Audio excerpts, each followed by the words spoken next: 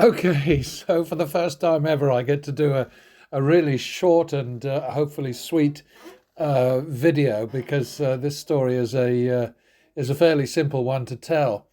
It has a happy ending for pattern betting, for target turnaround, for progressive betting, not a happy ending for Victor of all casino action, who I got to tell you is a riot. I mean, he talk about channeling Woody Allen. I mean, he just, he presents himself as being the unluckiest gambler in the world, the worst blackjack player in the world. And to be fair to him, he may actually be right because the two videos that I reference in the material that's coming up in a moment indicate that he really doesn't enjoy blackjack. And the one thing that I learned over many, many, many years in Nevada is that you have to be in the right mood to win. And if you think you're going to lose, you will probably lose. It's about that simple. Yeah, this is just to provide the context for the second part of what was a sad story for poor old Victor. Um, I was a bit stuck because he walked away from the Peppermill thing at a time when I would not have dreamt of walking away. It was a downturn, and downturns always end. But obviously, when you're playing with your money, you get to play your way, and it's entirely his right to play in a way that I find suicidal, basically. But that's his choice. He has the right. I remember once encountering a guy who used to always double down on 12 against 2 and 3. He just did it as a matter of routine, and I queried him about it. There were just the two of us at the table, and he said, well, I mean, it can't be worse than just busting anyway.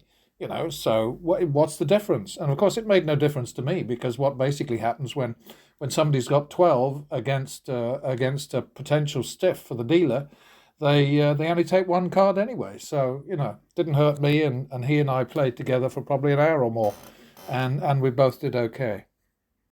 In a way, I'm cheating when I go back in time to pick up some more of Victor's play, to add it on to the Reno Peppermill disaster, which was, of course, a long time after the July the 1st session that he had at El Cortez. But of course, the reality is it really doesn't make any difference.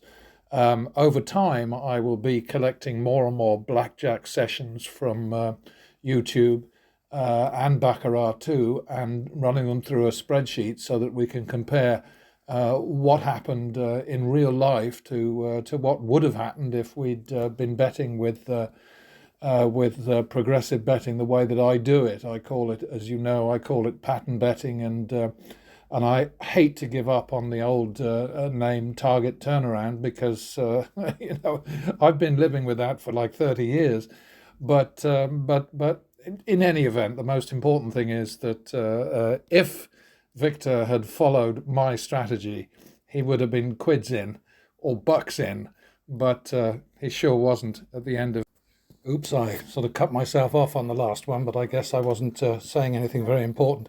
One thing I would like to say is that if Victor had old Bluehead by his side um, in Reno and at the El Cortez, which I of course have recently learned is not off the strip, it's downtown, and why I don't remember it, I do not know. I remember Binion's, I remember the Golden Nugget, I remember the Union Plaza, all of which I played in. The Las Vegas Club, which I really liked because they had an automatic 6 card win. If you were dealt 6 cards, then whatever the dealer had, other than blackjack, of course, you were quids in. So that was kind of fun. But no, I mean, obviously, Victor has every right to play the way he wants to play, and I would just suggest to him that probably he should assume that he's going to win rather than the opposite, because I think attitude does have something. It has a part to play, certainly in the way that you set your bets. But one thing that is very important about pattern betting is that your bets are decided for you. The rules are absolutely established, and I make mistakes. I mean, you will catch me making mistakes on my videos, not all the time, but enough to clearly indicate that I'm not perfect. But no, the most important thing is that you don't have to make decisions. You don't have to sort of like go with your gut or whatever. You just have to do what you're told. And it works in the end. But hey, as I say, your money, your choice.